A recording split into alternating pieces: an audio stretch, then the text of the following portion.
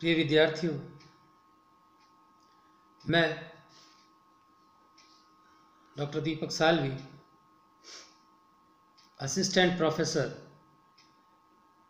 In drawing and painting, government college Sagwara में द्वितीय वर्ष चित्रकला के द्वितीय प्रश्न पत्र के पाठ्यक्रम के बारे में ई व्याख्यान जो हम कर रहे हैं उसमें राजस्थानी चित्रशैली में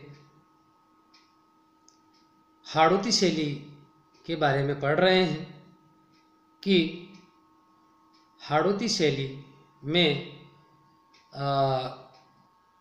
किन किन क्षेत्रों की शैलियों का समावेश है उसको हम पढ़ रहे हैं। हाड़ौती शैली में हम बूंदी शैली की चर्चा कर चुके हैं, बूंदी शैली के बारे में अध्ययन कर चुके हैं। अब हम कोटा शैली के चित्र शैली के बारे में बात करेंगे, जो हाड़ौती शैली का ही एक भाग है।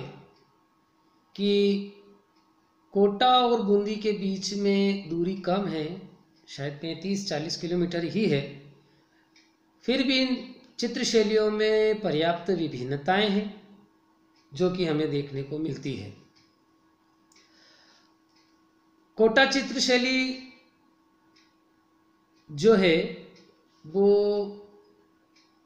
हाड़ौती कला में और राजस्थानी कला में अपना अमूल्य बहुमूल्य स्थान रखती है।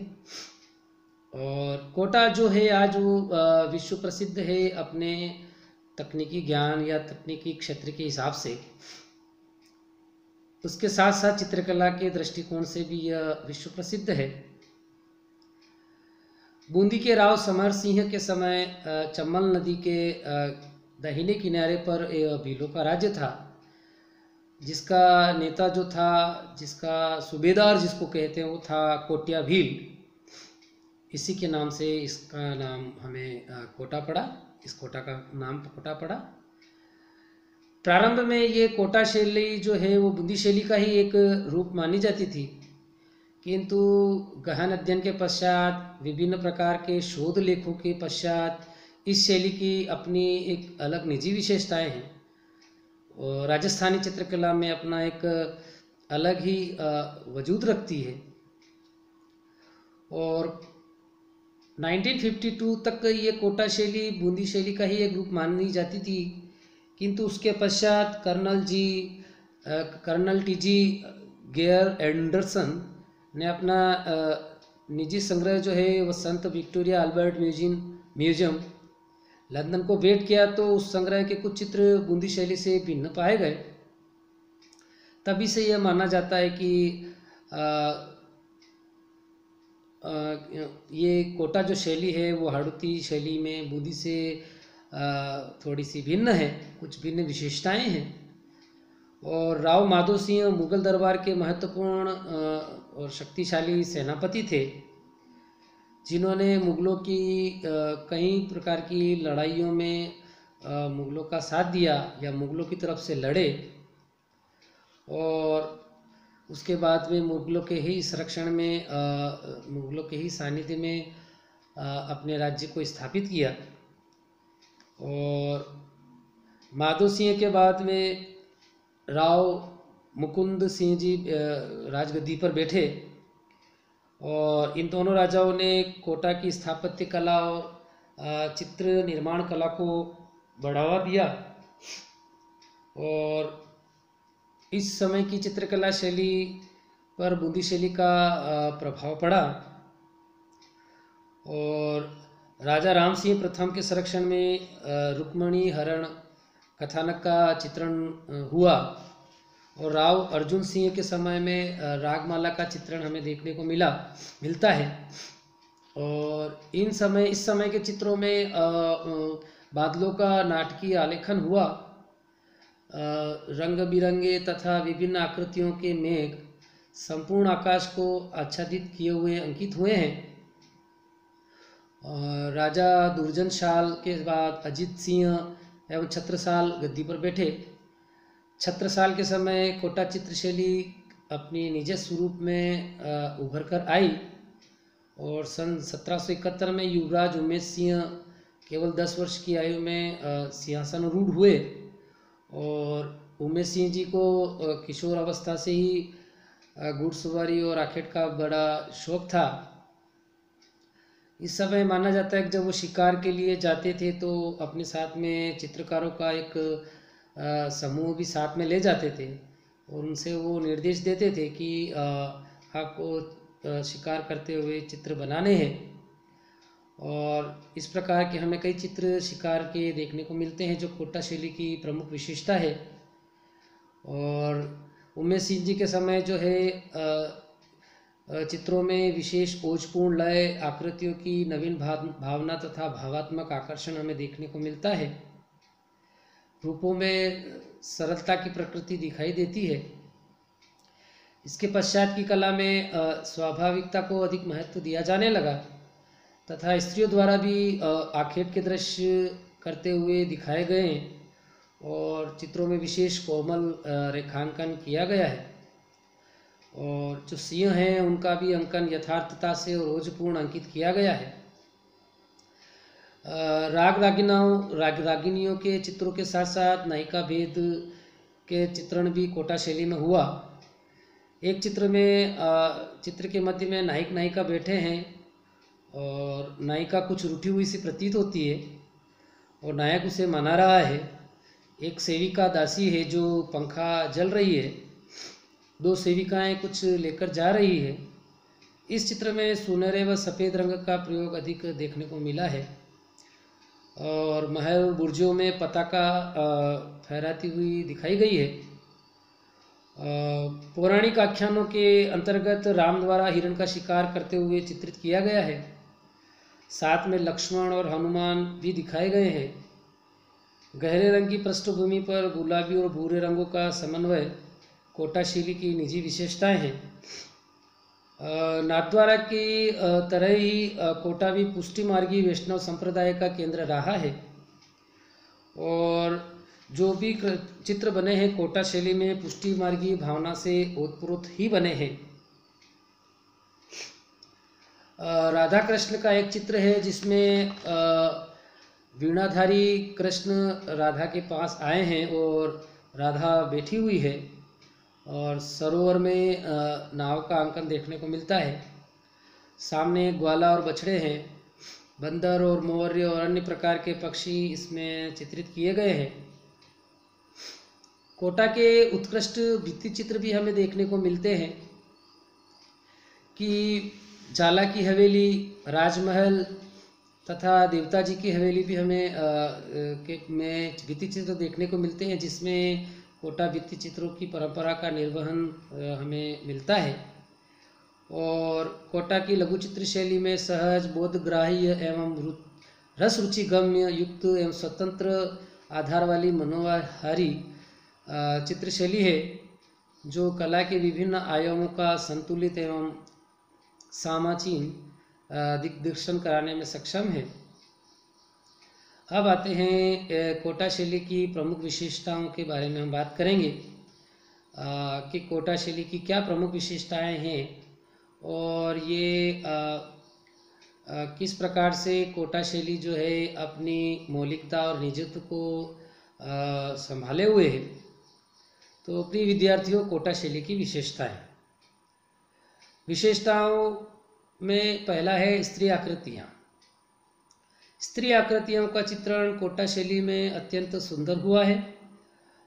बड़ी नाक बनी है, पतली कमर देखने को मिलती है, उन्नत उरोज और कपोल खिले हुए नारी आकृतियों को बहुत ही सजीवता और जीवंतता और ओजपूर्ण और कमनीयता जिसको बोलते हैं वो प्रदान करते हैं। कद अपेक्षाकृत छोटा बनाया गया है।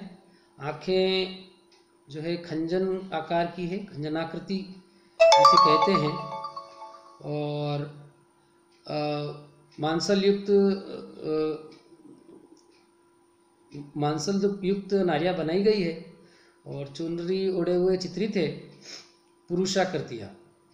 पुरुषाकृतियों में मुख्यतः वृषभ कंधे, उन्नत भौहें, काम वासना, मांसल देह, और मुख पर बड़ी भरी भरी दाढ़ी, मूछे, तलवार, कटार आदि हथियारों से युक्त वेशभूषा तथा मोतियों जड़े आभूषण छवि को चार चांद लगाते हैं। कोटा और बूंदी शैली में विशेष बात यह है कि आप मोतियों का बाहुल्य जो है वो आपको मोतियों के आभूषण ज़्यादा देखने को मिलेंगे। ये कोटा शैली की प्रमुख विशेषता रही है, कोटा और बूंदी शैली की।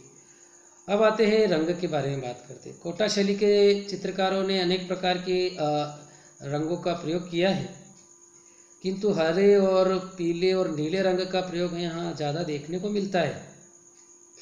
हाशियों में लाल और नीले रंग का प्रयोग है और मुख्य चित्र के चारों ओर हरे रंग की रेखाएं बनाई गई, जो हमने चित्रों में देखा है। आप PDF नोट्स में भी देख सकते हैं। और अब आते हैं प्राकृतिक छटा। प्राकृतिक छटा में वनों का अधिक अंकन किया गया है और अद्भुत दृश्यों के साथ में कल्पना का भी सहारा लिया गया है। और वनों के अंतर्गत पाए जाने वाले जो विभिन्न प्रकार के पशु पक्षी होते हैं, उनका भी अंकन हमें अधिकतर देखने को मिलता है। और पक्षियों में मोर और सारस देखने को मिलते हैं। और पशुओं में हाथी, हिरण, इस प्रकार के पक्षी हमें चित्रित हुए देखने को मिलते हैं। अब इसके अतिरिक्त इस शैली में मेवाड़ चित्र शैली के आधार पर आकृतियों का निर्माण किया गया है। और मेवाड़ की कला के आकारों में मुगल पद्धति की बारीकी लाने की चेष्टा की गई है।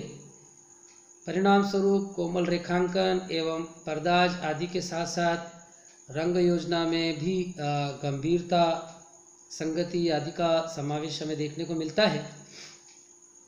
गोरे रंग से आरंभ होकर यहाँ की नारी मुखाकृतियों में मिश्रित बादामी रंग भरा जाने लगा।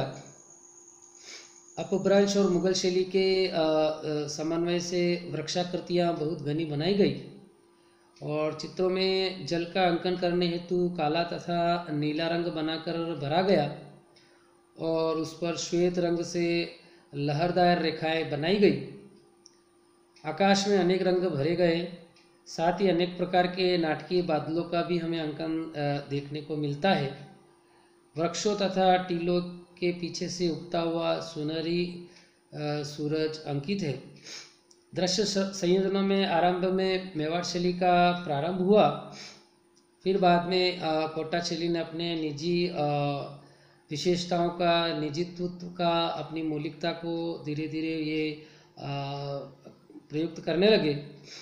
शैली के आखेट चित्रों में जो है वो अपूर्व गति है और मैंने पहले ही कहा कि आखेट के दृश्य चित्र, आखेट करते हुए राजा महाराजाओं के चित्र कोटा शैली में अधिक बनाए गए और इस शैली के चित्रों की रंग योजना और आरेखन भी हमें बहुत अच्छा देखने को मिलता है। तो इस प्रकार ये आपकी कोटा शैली जो है, हाड़ौती शैली जो है, हाड़ौती शैली के बारे में हमने बात करी कि हाड़ौती शैली किस प्रकार से चौहान राजवंशों के सानिध्य में कोटा और बूंदी क्षेत्र रहे और ये जो क्षेत्र है मालवा से भी टच थे, मालवा की सीमाओं तक इनका विस्तार था, मेवाड़ से इनका विस्तार था, तो जयपुर की क्षेत्र की सीमाओं से भी इनका विस्तार था। तो इस शैली पर मेवाड़ का भी प्रभाव पड़ा, कुछ मुगलों का प्रभाव पड़ा, कुछ जयपुर का, कुछ मालवा का, इस प्रकार से प्रभावों के साथ साथ ये हाड़ौती चित्र शैली है जिसकी अपनी निजी विशेषताएं हैं और राजस्थानी चित्रकला में ये अपना महत्वपूर्ण स्थान रखती है। हमने इनके कोटा और बूंदी शैली के चित्रों के बारे में बहुत गहन विशेषताओं को पढ़ा कि इन दोनों शहरों को, दोनों शहर इतने 30-35 किलोमीटर के में हैं और लेकिन इन दोनों ठिकानों पर या दोनों राज्यों में अपनी निजी निजी विशेषताएं देखने को मिलती है। तो प्रिय विद्यार्थियों, आप मुझे ये जो सुन रहे हैं, मेरे जो नोट्स पढ़ रहे हैं, आप इनको गहनता से पढ़ें और बहुत रुचि के साथ पढ़ें, यदि आपको किसी प्रकार की किसी में कोई दिक्कत है तो आप निश्चित रूप से मुझसे संपर्क कर सकते हैं। और मुझे आशा ही नहीं विश्वास है कि आप इस भारतीय चित्रकला की इस यात्रा में सहज रूप से, सजग रूप से और एक रुचिपूर्ण और रस भरे सोच के साथ में आप इन ई व्याख्यानों को पढ़ेंगे। धन्यवाद।